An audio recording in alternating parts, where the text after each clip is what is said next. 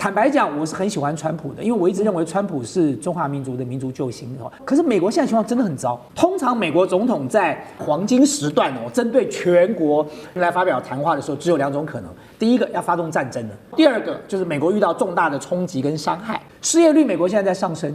美国的5大 AI 巨头都在裁，它的民生必需品，它的价格也在涨啊。所以，如果房市再持续的往下跌下去，美国一定会有很多银行会面临破产的问题啊。所以各位知道，就是说，对一个国家来说，当你的失业率上升，当你的 CPI 也在上升，你就是被判了双重的夹杀了，死刑了。好，观众朋友，今天节目一开始我们特别来关心到的是，确实今天是耶诞节，本来应该是耶诞节，但是在美国却如此的不幸，是耶诞节崩了吗？因为尤其美国在消费、房市、就业3线失火，现在呢，根据统计，美国有50万人都是住露营车来长期过夜过冬的。另一方面，中国大陆则是改变了它的经济的战略连12个月是默默的囤黄金，是为了什么？在做什么样的准备呢？今天就这些议题，我们会一起的来做关心。好。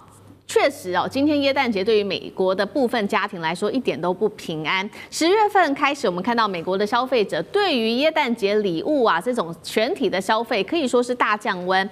尤其在哪一些族群呢？18到28岁的年轻族群他们在耶诞的这个购物上面支出直接大减了30%，就是因为对于经济接下来非常的不乐观。另外，整体做了一个统计，每位消费者在今年光是圣诞节的支出就已经较去年同期暴减了$1552的一个金额。那尤其现在更是受到川普关税战的影响。我们看到耶诞的商品，因为要课了这个进口的关税之后，所以呢，它的这个进口量，耶诞商品进口量年减幅高达了25%。尤其这个最热门商品，也就是最有象征意义的圣诞树中国大型人造耶诞树现在价格进口到美国高达了$500，换算新台币，1棵树竟然要1.5万元美国当地制造的耶诞树的价格更是中国大陆制造的达到了3倍。好东西都是变得这么的贵。今年美国的耶诞节很不一样因为面临到一个很现实的通膨问题，所以呢，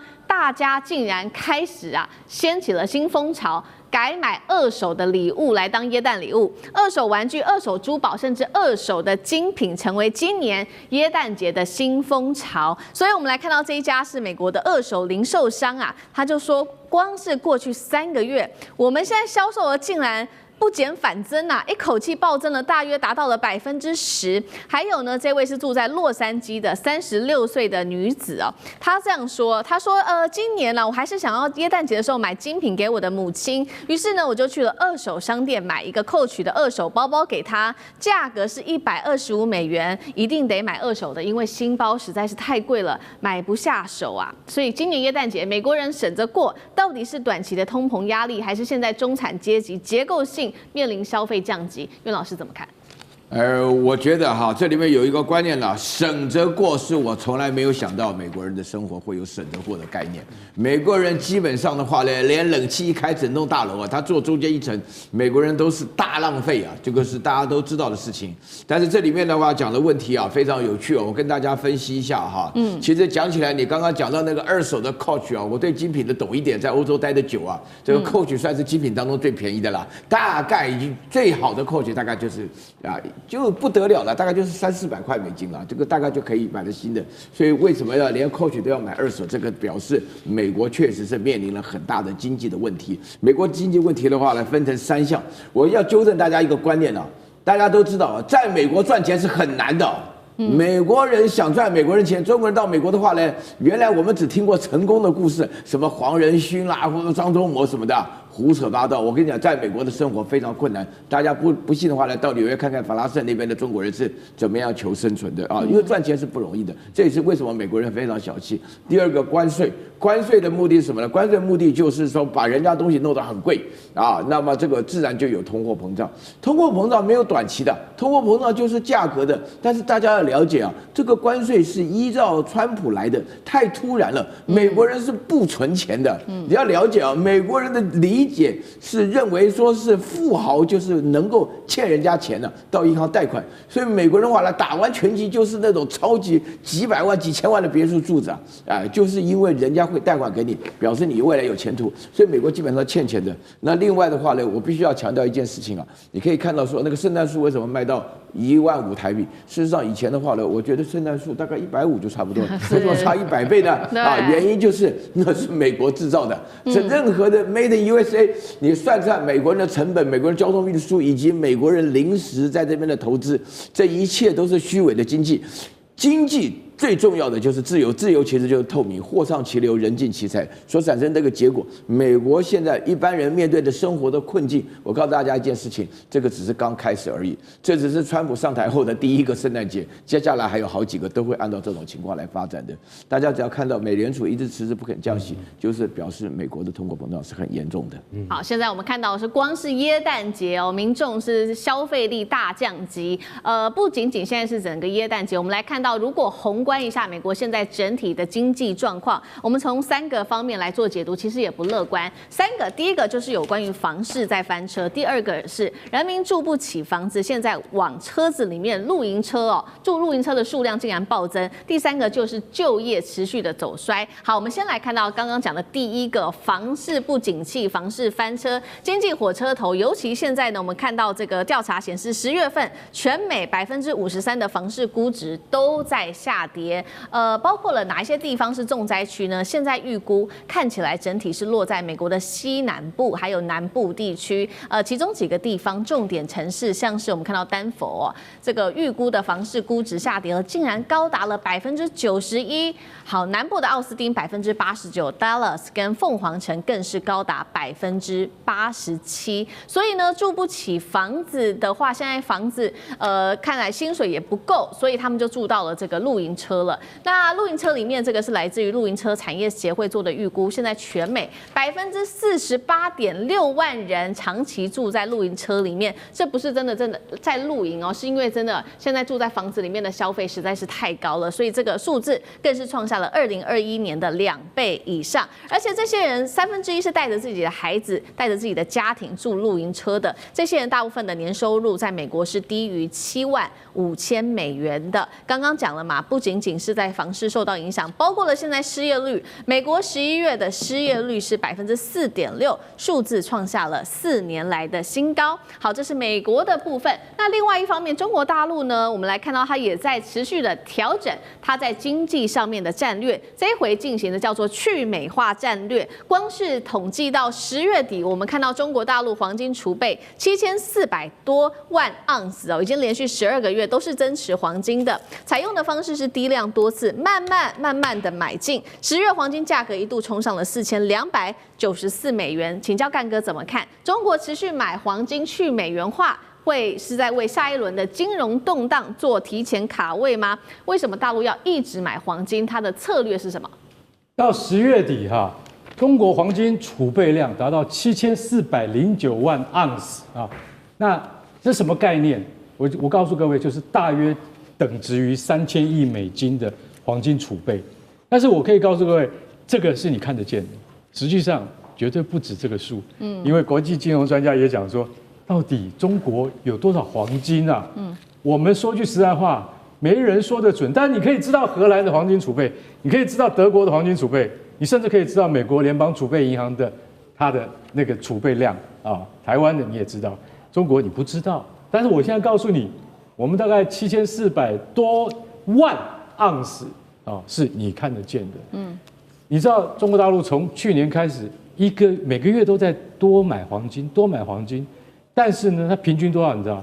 平均一个月买3万盎司啊，跟那个7000万比起来是9牛1毫嘛，对，你感觉不出来。对，所以它不会造成东南亚附近这些国家的金价的太大的波动。为什么？它就是不要波动，但是它把黄金当成战略储备物资在进口，所以它慢慢的买，而且为什么你知道？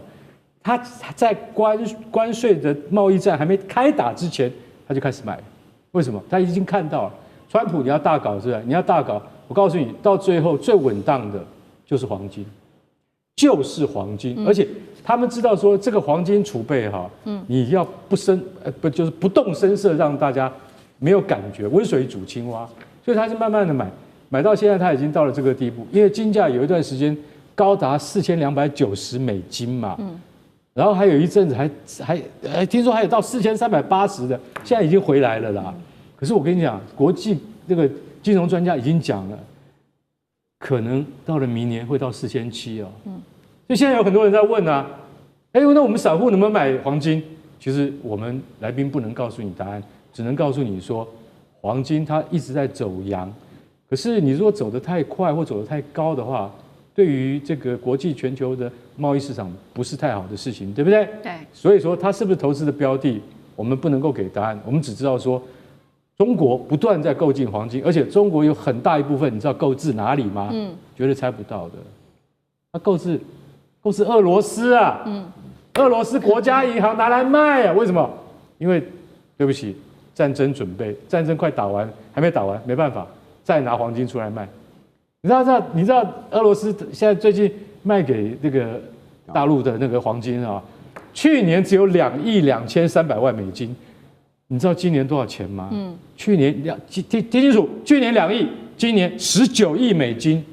那你想想看，俄罗斯拿出这些黄金出来倒，自己也很心痛啊。可是它还有另外一个战略因素，它要支撑卢布，不能让卢布崩溃，所以说它必须要拿出来卖。然后呢，跟大陆的这个黄金交易还是持续在增进之中。当然，习近平也有相对的这些优惠的措施给俄罗斯。所以你知道，中国的战略布局早就放在前面了。对于黄金的储备，从来就没有松懈过。而且回到我刚刚讲，到底有多少还不知道。所以说你要晓得说，在大陆它的整个的国家的政策上面，对于黄金它是非常非常重视的。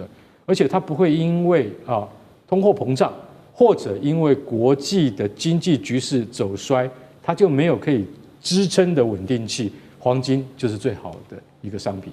好，谢谢干哥。那我们再回到说，刚刚也提到了嘛，美国的经济问题。刚刚说这个房市预估值，全美53%房市预估值都在下跌。同时呢，就业数据表现不好，再加上消费同时降温，还有50万人住进露营车里面去，美国经济还有办法软着陆吗？那这个50万人住露营车的数字要不要担心？委员怎么看？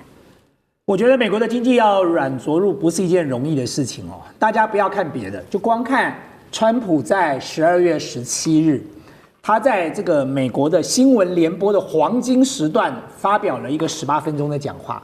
通常美国总统在这个岁末年终会忽然之间在黄金时段针对全国这个美国人民来发表谈话的时候，只有2种可能：第一个要发动战争了，然后第二个就是美国遇到重大的冲击跟伤害。所以大家就在那个时候在想说，川普是要打谁了呢？忽然之间把这个时间这个 book 下来黄金时段，他要自己出来讲，就没想到川普自己出来讲了18分钟，这18分钟不断的在解释说他为美国经济做了什么不断的这个在跟大家保证说他将来还要做哪些东西。所以当你看到川普这个面色凝重，不像过去这么从容悠哉的然后这个快速语速急速的在18分钟之内把这个话讲完之后，其实你可以强烈的感受到川普的焦虑了。他的焦虑是来自于什么？来自于他的民调已经跌破这个4成了，只剩下3成多，有的说他只有3成5了，有的说他3成1了那么在这种情况之下，他当然要进场来救民调，所以很显然的，他那18分钟要做的只有一件事，就是做信心喊话。但是这种信心喊话恐怕没有办法真正的解决美国现在的问题了。坦白讲，我是很喜欢川普的，因为我一直认为川普是中华民族的民族救星所以我一直希望他留在那个位置上。那我当然希望说他还能够赖在那里啊，就是说他不能够那么快走啊。那么因此我要讲说，可是美国现在情况真的很糟。所以你看，我们今天讲房市下跌，各位知道房市下跌马上冲击什么？马上冲击银行。因为美国的房市很少人是拿现金一次买完的，都是贷款的。当房市不断的下跌的话，各位知道那个抵押品的价值就在跌了，跌到了某一个点，对银行来说它就要断头嘛，它必须要保住它的资产。它如果没有保住，那么现在美国的这个银行的这个房屋的贷款，它就等于是会造成银行的冲击啊。所以如果房市再持续的往下跌下去，美国一定会有很多银行会面临破产的问题啊，因为它的贷款它收不回来了哦，它的抵押品已经这个不符合价格了，或者你就逼着美国的人民，因为他被银行催缴，他必须把房子卖掉，所以这就是为什么我们刚才讲的有这么多人要去做露营车了哦。银行体系从 local 一直到 这个到全国，到这个 national 到全国的这个状况，这个是一路的延烧上去的哦。就是说你从一点一点的慢慢扩大下去的话，你最后就会造成一个很难以收拾的状况。那第二个，我们讲的是就业，失业率美国现在在上升。一点都不意外的原因，是因为 AI 时代来临了，所以整个的产业结构，所有的这个人力配置都开始重新调整。不只是传统产业，因为受到了 AI 的冲击，开始裁员。我说过，连高科技产业裁人都没有手软哦。对，美国的5大 AI 巨头都在裁。Microsoft 的裁了上万人，这个 Amazon 要裁3万人，现在裁了快15000人了，每一家都在裁。他裁了状况就是造成说，如果连高科技都在裁。传统产业也在裁，那当然美国的失业率会一直不断的上升啊！不要講別的，光講我們自己數字王國這家電影視覺特效公司，我最近就拍板說我們要裁全美，我們要裁30%到40%的人，因為 AI 的出現之後，對每個產業都造成了衝擊，我的人力需求沒有這麼高了，我不要負擔這麼重的人力成本的，所以失業率要下降很難了哦。那再來。你 CPI 就是通貨膨脹開始不斷的往上升。我們剛才看到了這個新聞的數據，說買一個二手的 Coach 包包要$125，$125我都快要嚇死了。就是如果有去過美國的朋友就知道說 ，Coach 在美國的 Outlet 其實不是一個很貴的品牌哦。所以呢，我們台灣的觀光客到 Coach 都是掃貨的嘛，大概來就開始掃。日本這個觀光客早期最喜歡 Coach， 就一去就是整個都把它掃走了嘛。當然你現在還有一些什麼 Michael Kors 啊，什麼各式各樣的品牌，但是 Coach 基本上它的價格沒有那麼高，一個二手的東西要賣到125，那真的是非常驚人的天價了。但是重點不是這個，它不是奢侈品的問題，它的民生必需品它的價格也在漲啊。所以各位知道，就是說對一個國家來說，當你的失業率上升，當你的 CPI 也在上升，你就是被判了雙重的這個夾殺了死刑了，就是對美國的 Fed 來講，它通常要不要升息，它就是看這兩個數字嘛，失業率跟 CPI。如果失業率上升了，代表經濟量能不夠，它必須要釋出更多的資金到市場上來。如果 CPI 太高了，通貨膨脹起來，代表市場的資金太多，它必須要把錢抽回來。但是如果這兩個都上升的時候呢，它就兩難了。我究竟該放錢還是不該放錢呢？那如果再加上房市開始下跌，銀行頭寸越來越緊，那我不得不被逼的再放更多的資金。所以你看到聯準會最近宣告什麼？他宣告美國接下來還要再升息，這個降息一碼，等於是再降一碼，再放錢進市場。同時 ，Fed 準備要去買400億美元的短期公債。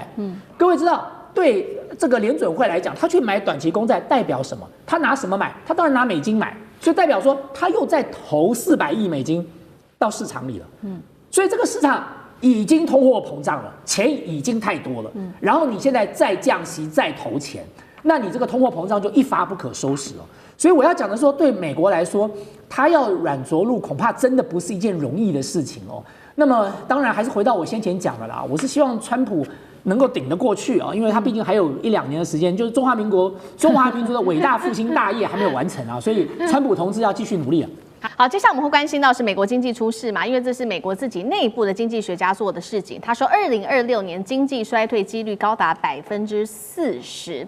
另一方面，這個是確實存在的是，今年統計到11月為止哦，117萬員工被裁員，而且現在股市可能也會面臨危機嗎？等一下我們會一起來看是否拖垮美國的經濟。好，今天先來看到的是，我們來看到川普到現在上任已經1年的時間了，美國經濟衰退的疑慮是越來越高，現在來到了最高點。因為呢，來自於彭博的經濟學家這邊也做了一個分析，川普就職前，大家認為說美國經濟衰退的幾率是20%，沒有想到真的在上任了之後，大家這個經濟學家就預估了，這個美國經濟衰退的幾率可能高達40%，穆迪更是認為明年經濟衰退啊，到达了42%，而现在看到的为什么经济会衰退，有列出了3个原因，包括了现在担心的 AI 泡沫，还有年轻世代他们真的是没有办法很快速的找到工作，这些入门级的工作几乎都消失了，而且白领的职缺也越来越少，加速了中产阶级的焦虑。而且美国的就业市场现在进入了一个新阶段，这个阶段叫做永久性的裁员时代。什么意思呢？因为过去在美国做裁员的时候，通常是一波一波的这种大量的裁员，但是现在变成说不像过去这种大规模的裁员是比较频繁，但是比较小规模的，一次可能裁员人数50人以下之类的。但是因为是这样一波一波而且频繁的，才会让中产阶级非常的不安。而且这边做了一个统计，光是前11个月，美国裁员人数竟然高达了117万人，这个年增幅啊暴增到54%。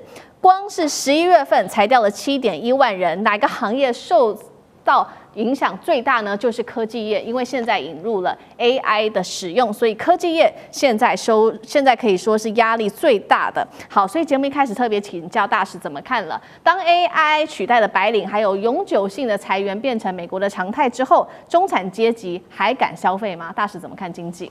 对，现在中产阶级第一个消费能力减低了，因为美国通膨事实上的话，在很多特定的区域是相当的严重啊。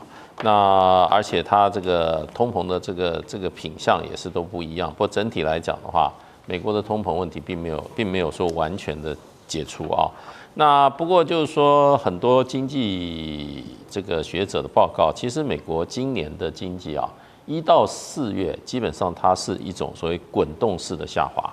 那前4个月经济不好，可是呢，其他的数据显示，从4月底开始以后，一直到目前美国的经济基本上它是一个滚动式的在复苏。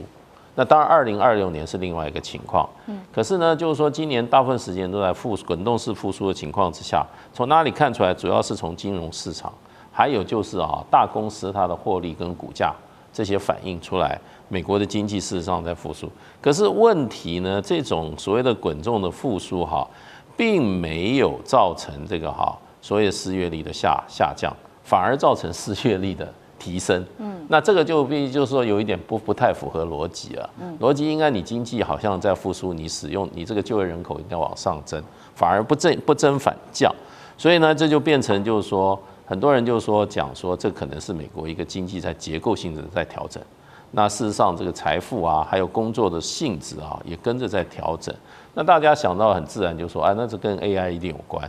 那事实上的话，有个统计数字比较精确的。事实上的话，美国从2023年，如果说被裁掉的人员里面有7万个职务被很明确的可以证明，它是因为 AI 的这个被使用而造成这个职务被裁掉，大概7万人。可是这里面有117万人丢掉了工作所以这个就变成就是说，可能造成这个丢掉工作最大原因是 AI，可是呢，还是有其他整个结构性的原因。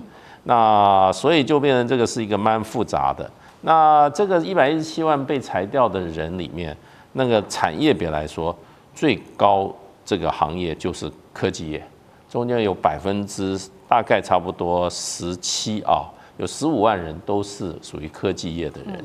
那可是别的行业是不是有被裁呢？也有，电信业、食品业、零售业、非营利组织、媒体都是裁员蛮多的。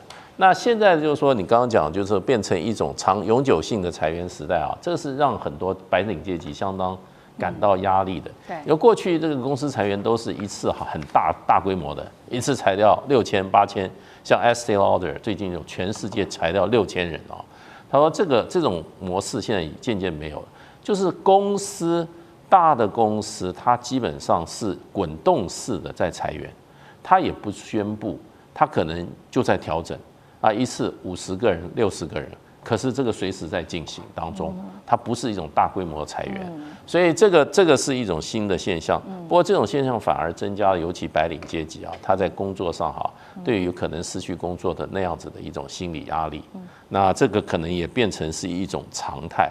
不过现在有一个现象就是说，那结构性就是说，在这个裁员永久性裁员里面啊，这里面啊比例来讲，中小企业远高于大企业。也就是说，在这个美国的这个现在的这个产业结构里面，大企业还是能够稳定获利，它在这个雇佣员工，中小企业的压力越来越大。所以除了 AI 的因素，还有美国产业结构的调整。对，当然了，虽然美国这个整体来说的话是滚动式复苏，不过美国的经济要跟之前比是越来越糟糕，是越来越糟糕情况之下呢，它这个不可能会增加很多新的就业员额。那明年的话，又是预计是有41%是几率认为是衰退。那美国明年的失业人数可能会增加。那在美国的这个一向是世界经济火车头之一啊，因为全世界的这个就是说这个整个的 GDP 里面有34兆，34%美国所创造的，所以美国如果感冒的话，全世界的经济那一定会打喷嚏。好，这个是刚刚特别我们 focus 关注在美国的就业市场的部分。那刚刚也说嘛，因为 AI 的兴起，这当中受到影响比较大的是中小型企业，尤其是科技业。但是这些科技巨头呢，现在为了获利却是不择手段。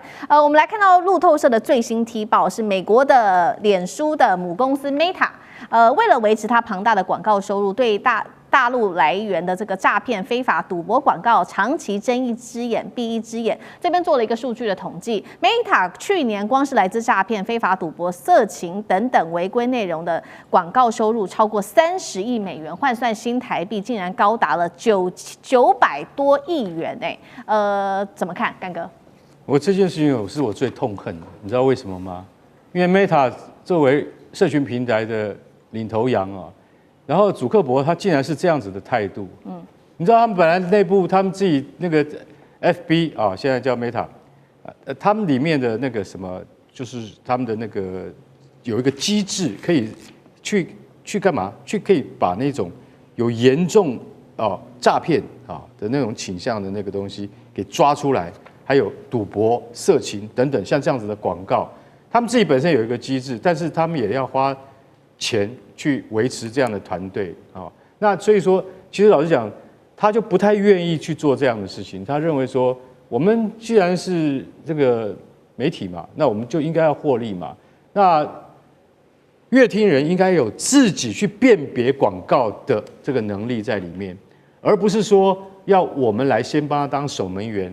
可是如果照你这样子讲的话，在自由市场里面的一般的电视广告那是不是每一个国家每一个这个不管是欧洲或者亚洲的国家，甚至美国其实它的电视的审阅机制都一定要先排除像这一类的色情或者是赌博广告嘛，对不对？可是 Meta 根本就是全部都照收，完全都照收。那所以说，你知道他去年他竟然在诈骗广告里面，他收了30亿美金的高额利润，但是大家要晓得，这中间有潜藏一个问题，就是说，因为其实来自中国的广告现在是 Meta 最大的收入，它一年有180亿，其中有30亿，大约20%是这样子的诈骗广告。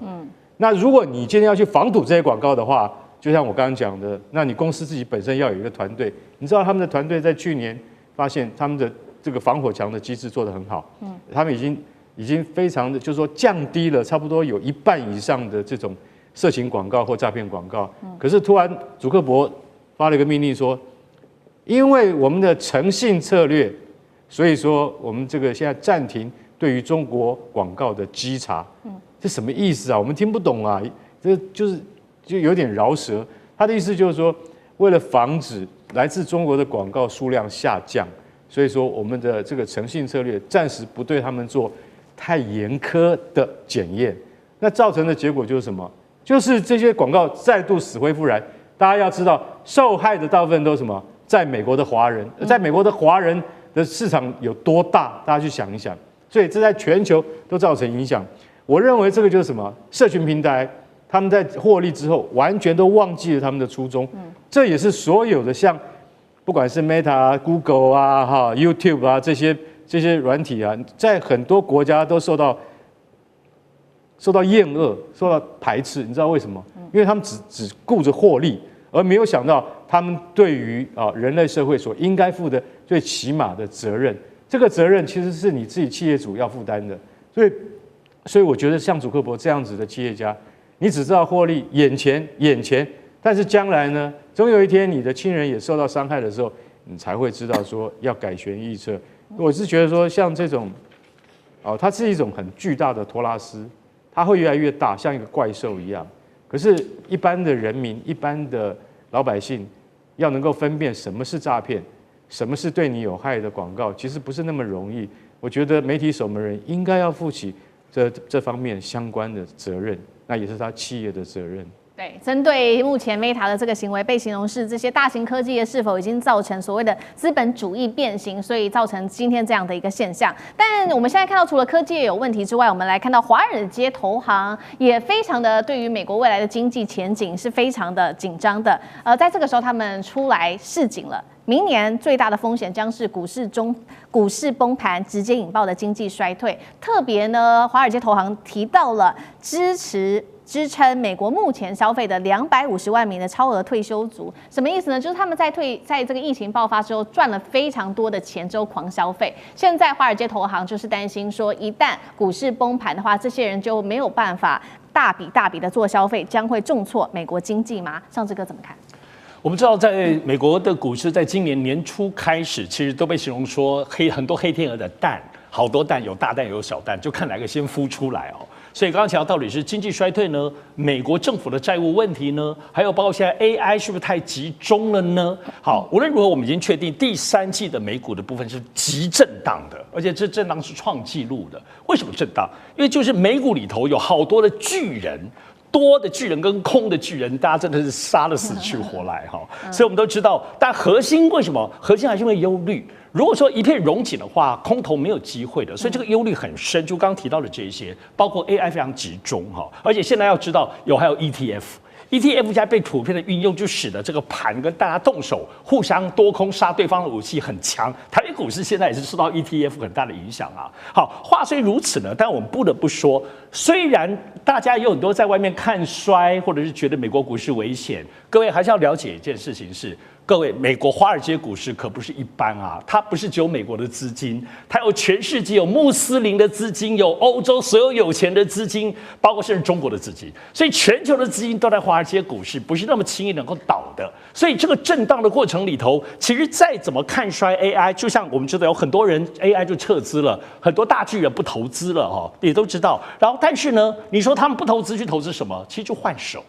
科技类股还很强，单我们讲11月哈，这前后，巴菲特就买了谁？买了 Google 的母公司 Alphabet， 大增值，他把苹果卖掉很多，所以换手。不止巴菲特索罗斯也花了好多钱进来，而且还有抄底大王，是我还蛮喜欢的那个叫 David Tepper， 我想他每次很会抄底，他就是抄英特尔，所以英特尔股价就都回来。所以我们要看的不是大环境结构没有错，股市、汇市股市、美股、美债跟汇市。但美股现在在震动，美债现在有很多的疑虑。但是我们讲美国的汇市这点，美元现在基本上美国包括联准会的部分，在降息各方面还是拿捏得很稳的。所以现在就是说，如果美国汇市有动荡的情形之下的话，连带美股跟美汇，所以大家为什么那么关注 FED 的原因在此。而且我们特别注意哦，过去美国汇市只有美元，但是因为现在虚拟币开始跟美元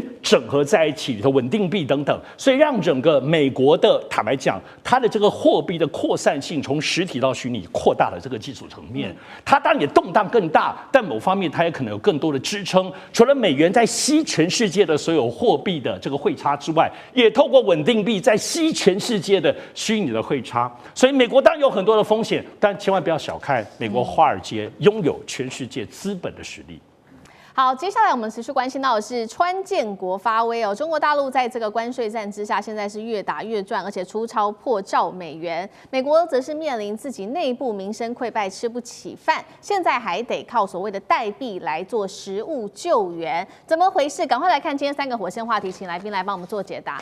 现在看到美国的农夫市集到处都在使用所谓的补助代币，美国人现在连买菜都要靠政府的救济了吗？第二件事情来看到是川普啊。啊，这个关税战之下，通膨压力还没有降，但他在此刻却是逼着这个联准会啊，赶快降息来救市吧。但是救市的话，是否又会影响到股市、债市呢？川普是在止血还是在放火？第三件事情，今天也会关心到的是，川普的关税战之下，没有想到大陆现在出超正式破了1兆美元这个数字，甚至创下了新高。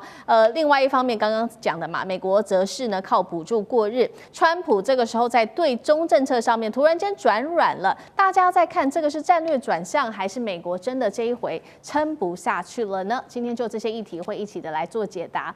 刚刚特别提到的这个农夫市集，其实呢地点就是在旧金山，当时的画面是这样子，大家看到说哇，周末市集的人去逛的人非常的多，然后看起来人气非常的旺，但是摊位的桌上，我们都可以看到这些摊商自己说的，多了一样东西，就是政府补助代币。什么意思呢？这不是一个社福升级哦，是因为美国现在尤其针对这些中低收入入的家庭，他们连买菜都越来越有问题了，包括说呢，只能靠的是他们的这个代币哦来去买菜，来用刷卡换代币过日子。摊商也证实了，确实他们现在收到的代币甚至比现金还要多很多。那么现在美国自己国内的通膨到底有多严重呢？我们来看到几个实际的数字。首先，第一个，美国人最爱吃的牛肉涨幅啊，一口气飙升到了超过15%。再来看到55%的美国民众都认为说，真的吃不起饭，你川普是不是应该要负起责任呢？第三个是川普11月的关税收入首次的月减了，所以他这个时候呢，被迫取消部分食品的关税，要来救自己国内的物价。而且现在只有30%的民众是满意川普的经济政策的，川普已经干脆亲口证实了，他说确实，他认为共和党接下来恐怕在选举中会丢了自己的饭碗。美国现在内部物价通膨有多严重，还得靠代币来买东西。关税战是把美国的经济底子给打空吗？舰长怎么看？我们来看啊，其实这一个有关于川普这个施政的部分啊，如果我们再看到 APEC 它的一个会前的时候，其实大家对于川普的概念，执政的状况是这样：如果一般的美国成年人啊，那我们先不论党派的话，我们就会看到大家认为这一个生活杂货。其实涨得非常有感，71%的人都觉得是上涨。那接下来我们来看到，大家觉得最不满的是什么？也就是同样的状况，也就是这一个我们生活所需要的开销，那个其实是越来越大的。不过现在大家讲说这一个是不是通货膨胀呢？其实不一定是通货膨胀，反而可能是通货紧缩，因为大家不敢花钱，因为未来长成什么样子并不清楚。那也就是我们来看到实际的状况，我们看到消费者的信心。如果说我们从这一个选举日之后，我们就看到消费者的信心其实曾经有一度上涨，那但是呢，现在又逐渐的跌落。那为什么我讲说这个部分呢？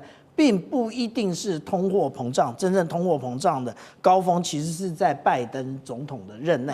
那现在呢，我们看到的反而更多是通货的紧缩。那这个通货的紧缩所造成的影响，大家不敢花钱。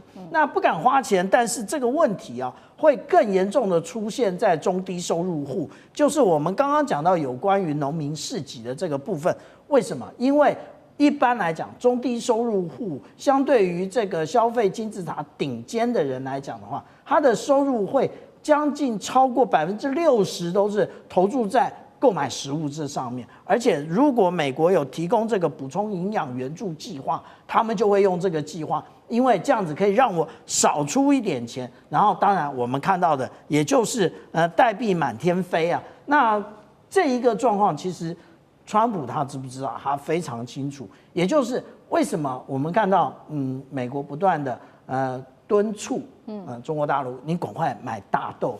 那其实问题也就在这里，也就是他最重要的是他要避免这一个收入不多，但是选票很多，然后让他在明年的期中选举一败涂地。好，一边是这个美国自己的内部物价太高造成的这个消费减低，通缩的一个问题。那另外一方面，我们看到川普政府现在又持续的要求联准会啊，你赶快降息吧，希望能够替他的经济打一些吗啡来止痛续命啦。那可是现在大家也担心说，会不会降息又造成股市债市的不利呢？这个是第一个问题，要请教杨老师。第二个问题是，期中选举接下来共和党乐观吗？因为现在连川普自己都不看好了，杨老师怎么看？对，川普在13号的时候接受《华尔街日报》的访问呢，我看到他自己称赞说，从来没有这么好的经济在美国的历史上啊，这个非常符合川普的口吻。可是真的吗？我们先来看看一些就是清楚的这个数据哈。那到目前为止，其实他的支持率是掉了，而且是掉了几趴，掉了大概有10%。那从就是48%掉到从52%掉到42%支持率，不支持率来到55%，增加了大概有10%。所以一上一下，其实它的不支持率远超过它的支持率，现在这个很清楚。然后呢，这里面去分析有3类的这个选民现在对他其实是支持大幅下滑，一个就是拉丁美裔的，叫 Hispanic， 第二个呢独立选民，第三个呢年轻人18岁到29岁的。那 Hispanic 呢，其实主要都是在美国的南方，尤其像佛罗里达这些地方过去一直都是共和党的主要支持者。那可是到都市里面，他们又倾向支持民主党。